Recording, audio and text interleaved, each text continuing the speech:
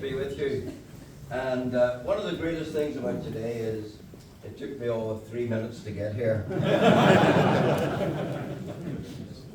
So you're very welcome to Kells and this wonderful part of the world. And could I add my words of welcome to our very special guests, Richard Tice and Ben Habib, who have been inspirational in the stand they've taken, and we compliment them on the fact that this week they gained their first Member of Parliament, and that is the start of many, I trust, in terms of taking back this country. So well done to them, and we look forward to what they have to say to us shortly. Could I also thank our party officer team for the unseen work that they do week in and week out. From you, Mr. Chairman, our party president, secretary, treasurer, press officer, all who do so much. And I want to especially thank my deputy, Councillor Ron McDowell.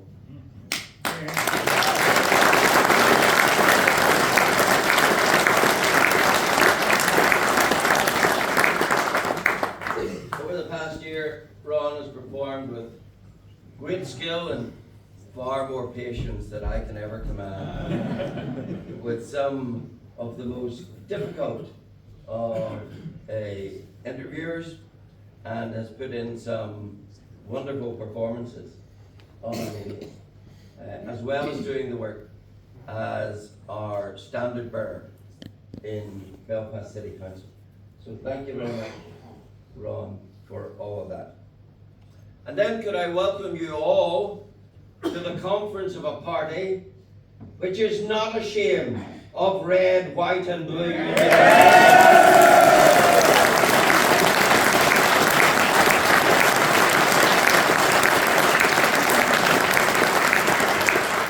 party that does not truck with terrorism nor the apologists for terrorists.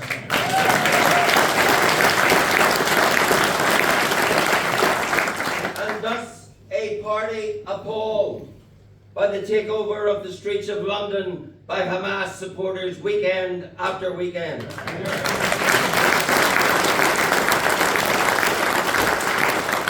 And in that conflict, Mr. Chairman, we are unashamedly on the side of Israel and its right to defend itself.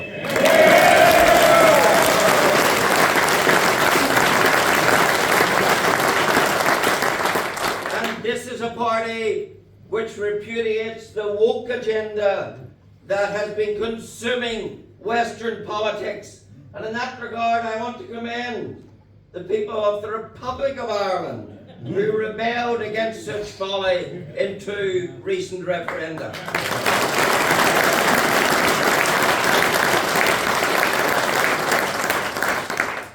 But above all, this is a party that believes irreversibly in the union of Great Britain and Northern Ireland. And that is why we led the battle against the Union Dismantling Protocol.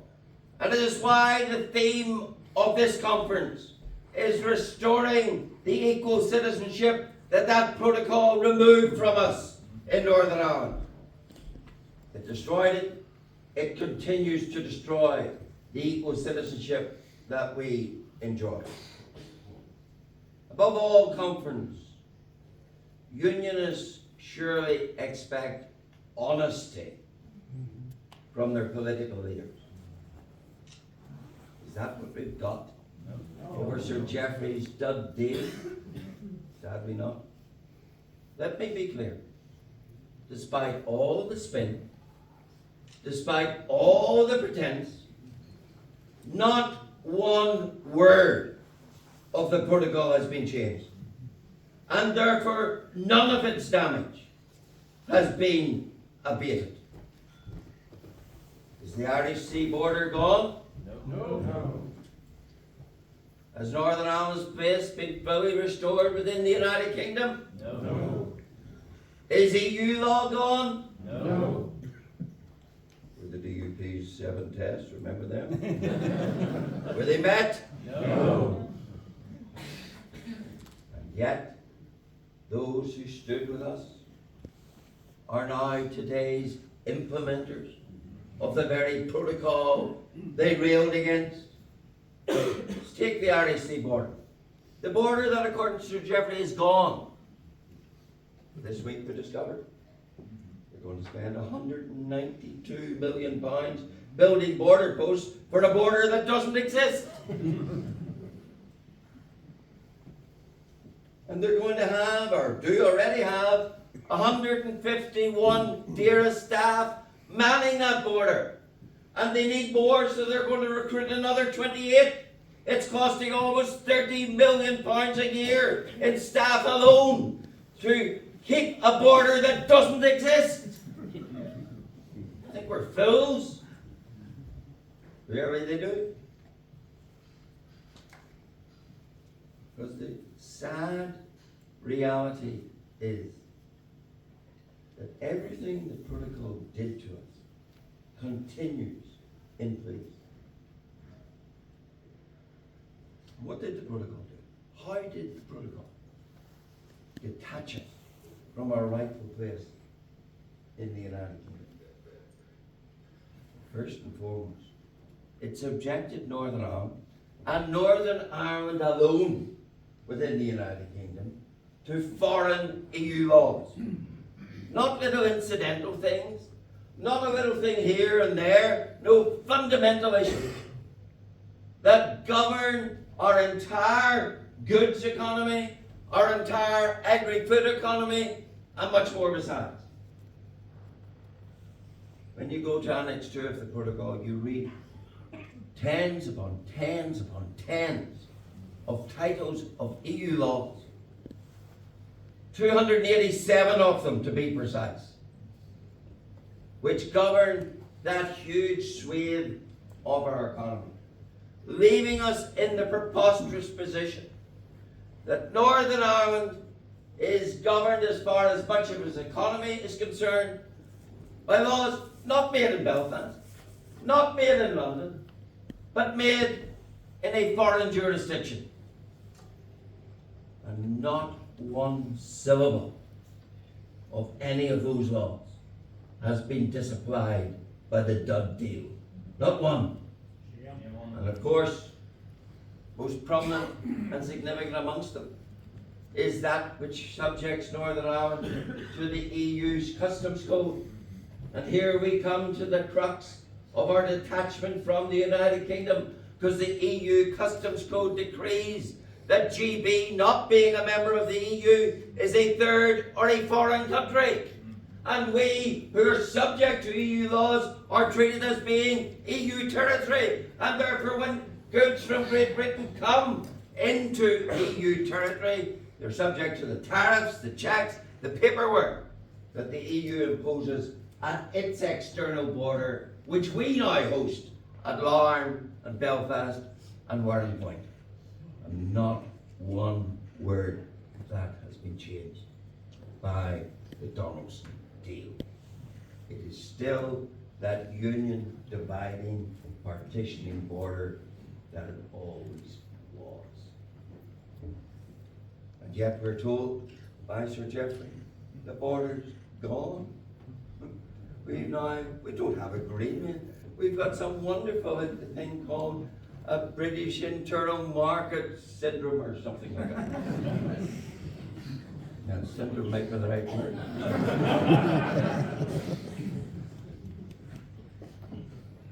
The truth, ladies and gentlemen, that this province was betrayed by the protocol, and those who now implement it are the very people who stood with Kate, with Ben, with Jimmy, with me, with others, railing against the iniquities of the protocol, decreeing there could be and should be no border in the Irish Sea. That Article 6, Sir Geoffrey now tells us, doesn't really matter, had to be restored. Sadly, we've been left in a situation where all of that continues to partition our union. And the only difference is that we're now implementing it ourselves. It's one thing to have something done to you. It's another thing to take and do it to yourself. That tragically is what is happening. The reality constitution is that Northern Ireland is no longer a full integral part of the United Kingdom. We now tragically are what in constitutional terms is called a condominium. That's to say, we're jointly governed in part by British laws and in part by foreign EU laws. Two jurisdictions controlling the one place. That is what has recast our union. Our union has been recast away from us being an integral part of the United Kingdom to us being an appendix, a condominium, part road by foreign law. And of course, the really significant thing for Northern Ireland going forward is that all those foreign EU laws that shape and govern our economy are precisely the same laws, shaping and governing precisely the same aspects of the economy of the Irish Republic. Because the laws that govern their goods economy, their agri-food economy, much of their environment, precisely those same EU laws that govern ours. What is all that about? Very obviously, it's about the alignment that the protocol intends between Northern Ireland and the Irish Republic, the building of the stepping stone of an all-Ireland economy. In the knowledge and belief, that's a short step from that to the ultimate end goal. And that, tragically, is what is now being implemented by the DUP. So make no mistake about it. Anyone who holds office in the Northern Ireland Executive, by law, must implement the protocol. The case of Rooney against Poots, remember him? He once built the border post. Yeah. Then he had a few second thoughts. He said, I'm not going to do this, I'm not going to do that. And the Sinn Féin frontman took a case to the High Court, and the High Court ruled, you must, as an executive minister, implement the protocol. And every one of them who took office as an executive minister took a pledge of office which embraces and includes implementing the protocol. So from protocol opponents, they have become protocol implementers. There's no hiding from that. There's no dressing that up. That is the reality. Speaking of dressing up, well,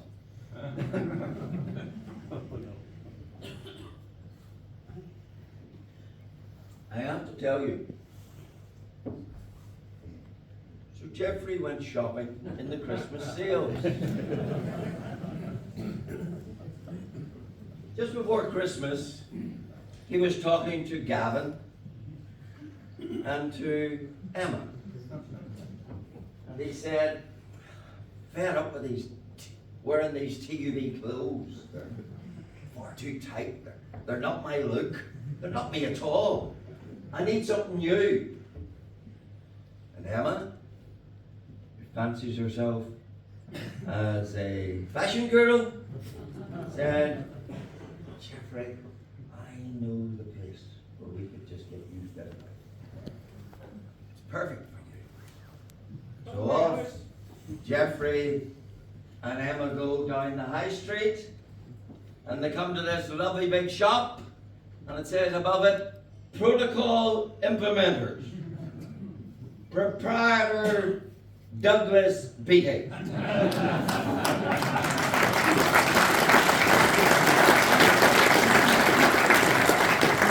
there was some other fiddly-dee writing that I couldn't interpret, but Paul Gibbon could tell us what. You'll know the shop. It's the one down the high street that has the white flag flying. And in the window, huge big sale sign. Sell out, sealed. So in they go. Geoffrey and Emma. And Doug's there himself. And Doug says, good to see you, Geoffrey. And Geoffrey says, oh, Doug, I'm fed up with this red, white and blue stuff. Have you had something that'd look better in? Doug says, I understand. I gave up my red, white and blue stuff a long time ago. And he says, it just happens, Geoffrey. It's the very thing for you. It came in this morning. Now, it was held up 10 days at the Irish Sea border. But it arrived in a lovely big box, stamped EU approved. Perfect. What is it? What is it? Says Geoffrey. And Doug says, it's a chameleon coat. It changes colour whatever way you want it. One day it's orange, next day it's yellow, next day it's green, just whatever you need for the occasion. Perfect. Can I see it? Doug carefully takes it out of the box, shows it. Geoffrey picks it up. He's just amazed. It's wonderful. And he calls Emma. She drifted over to look at the rail of camogie skirts.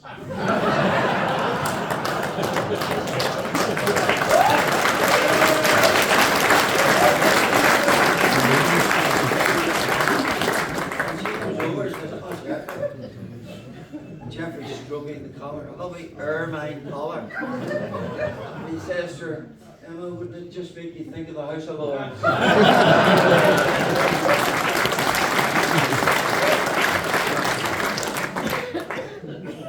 Then, as any good buyer does, he looks at the label.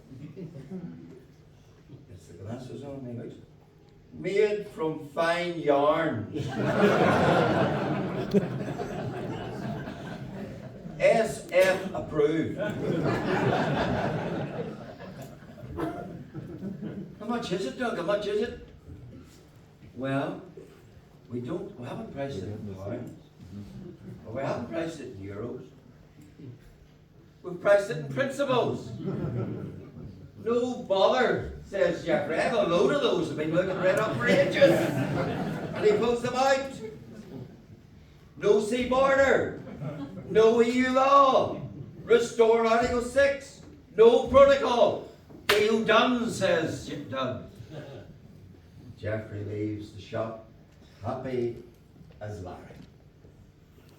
Now, ladies and gentlemen, that's an apocryphal story. But it's no more apocryphal than Sir Geoffrey Donaldson telling you the Irish Sea border is gone.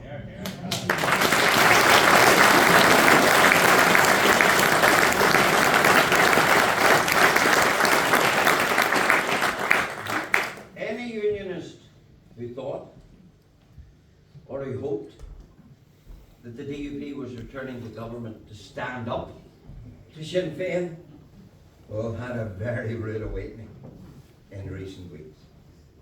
Because to atone for delaying the enthronement of Michelle O'Neill as First Minister, DUP NUA has been in overdrive to prove its credentials as a deserving partner for Sinn Féin. Irish Sea border, no problem. EU law, what about it? Article 6, who cares? And if squander on Casement Park is required to placate Sinn Féin, then no problem. Paul, let's keep giving. Where am I?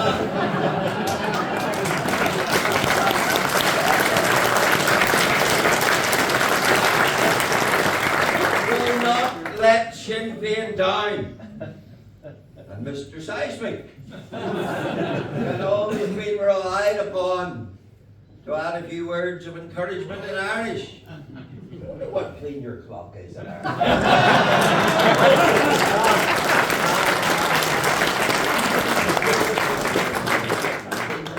Whatever it takes. obeisance to Irish culture, Irish language, Irish education, DUP Nua will dance to any Sinn Féin tune. And as for unions who dare to care about our detachment from the United Kingdom and who object to our increasing alignment with the Republic, they're dismissed as dead-end unionists. Well, I trust a rising of dead-end unionists on polling day will give the sellout brigade a reality check.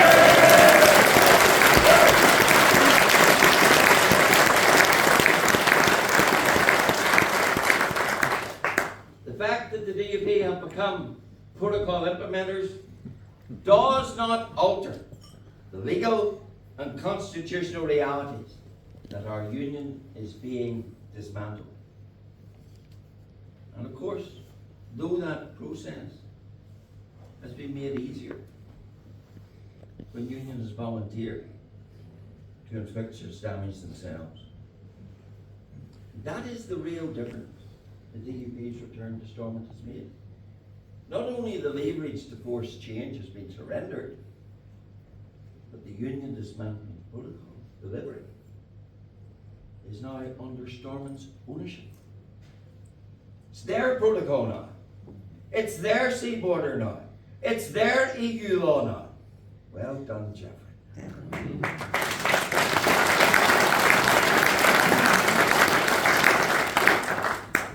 And I want to say to any principled grassroots and even elected members in the DUP or any other party who are very unhappy with what has been done in their name. If their convictions and principles are real, if they truly are disturbed about this dismantling of this union, if they see that they cannot aid and abet that process, then I say to those folks, there's room for you in a party such as this, and it's time to take a stand in defence of this party.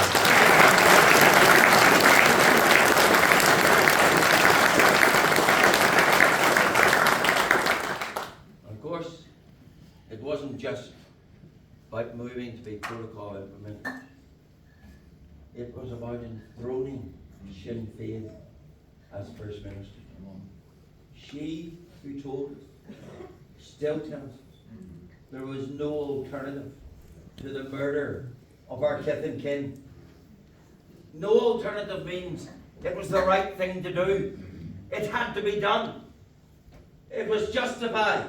It was essential. No alternative to Le Mans, incinerating 12 innocent people. No alternative to Enniskillen, murdering people at a remembrance service.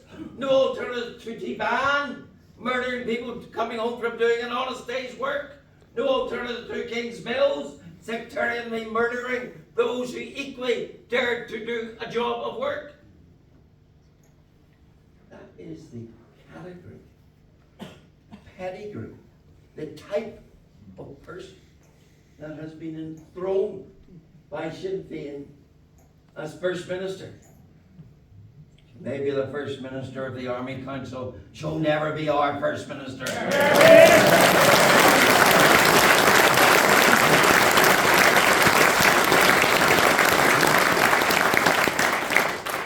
That is the moral equivalence maze into which the DUP has entered, and which its ministers are deliriously happy doing Hayley jigs, playing her, whatever. And now, having enthroned Michelle O'Neill as First Minister, she's off on tour with her unelected lady in waiting. Let me be very clear. Having fought not one, but two elections on rejection of the protocol, the DUP has no mandate to return to source.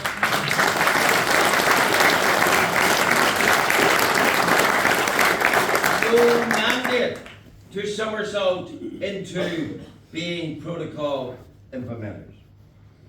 There ought to have been a fresh assembly election. However, having run away from that, they must face the electorate in the general election. And that is where their acceptance of the RDC border, of EU law, of the suspension of Article 6, and yes, their fawning acceptance of Sinn Féin as First Minister, that is when those things must hit the road. Unionists who still refuse to take the knee to the Union Dismantling Protocol must have the opportunity to have their say. Remembering, a protocol implementer is a protocol implementer, whatever their party label.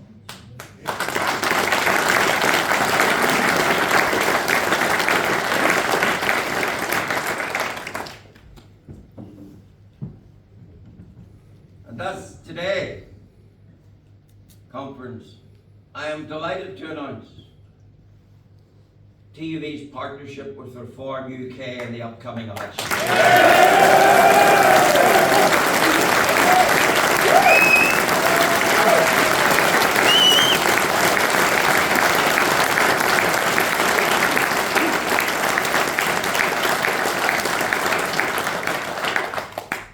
Like TUV, Reform UK speaks its mind, takes on the establishment, and is driven by principle, not power.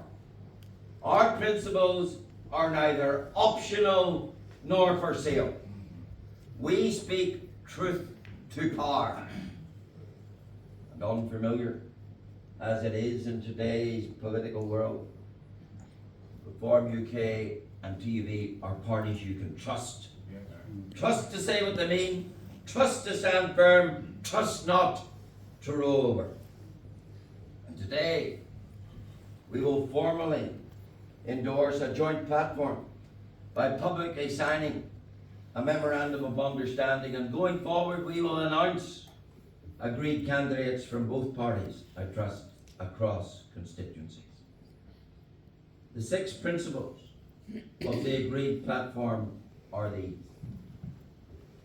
upholding and strengthening the union between Great Britain and Northern Ireland, including the full restoration of Article 6 of the Acts of Union.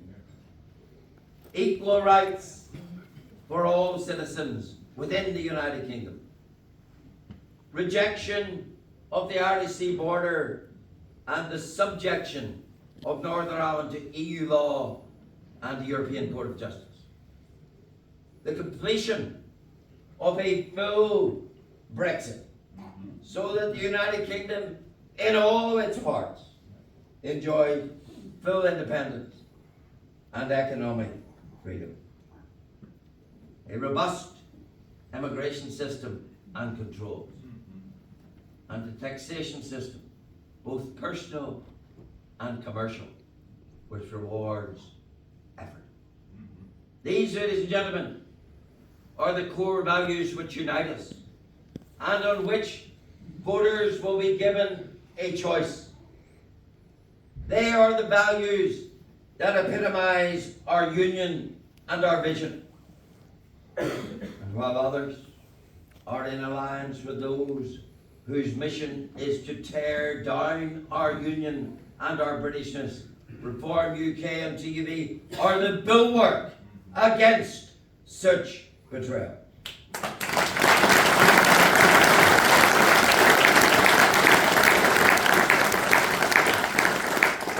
And let me be very clear.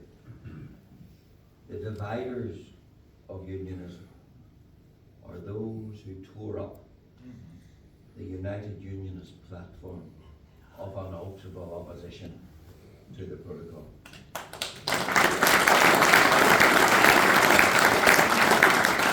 On the 28th of September, Ulster Day, 2021, all the leaders of unionism signed this solemn pledge. I want you to listen to it and reflect on where some of those leaders are today. We, the undersigned, unionist political leaders, affirm our opposition to the Northern Ireland Protocol, its mechanisms and structures, and reaffirm our unalterable position that the protocol must be rejected and replaced by arrangements which fully respect Northern Ireland's position as a constituent and integral part of the United Kingdom. That was the pledge. Those are the words whose actions still stand. That is where we still stand. We haven't defaulted. We haven't shifted. We haven't turned turtle. We stand by those words. It is those who have somersaulted into being protocol implementers who have brought division to unionism. And any consequences, Mr. Chairman, are of their making.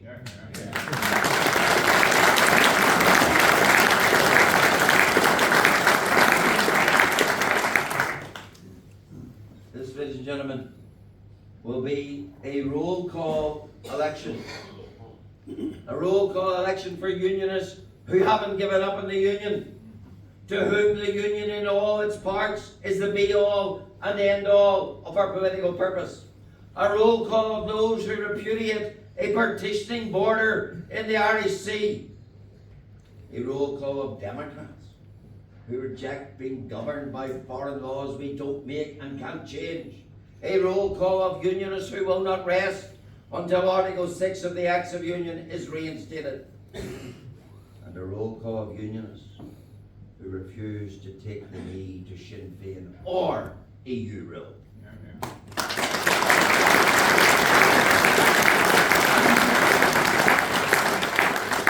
Together we can do it, ladies and gentlemen. Let the battle begin. Thank you very much.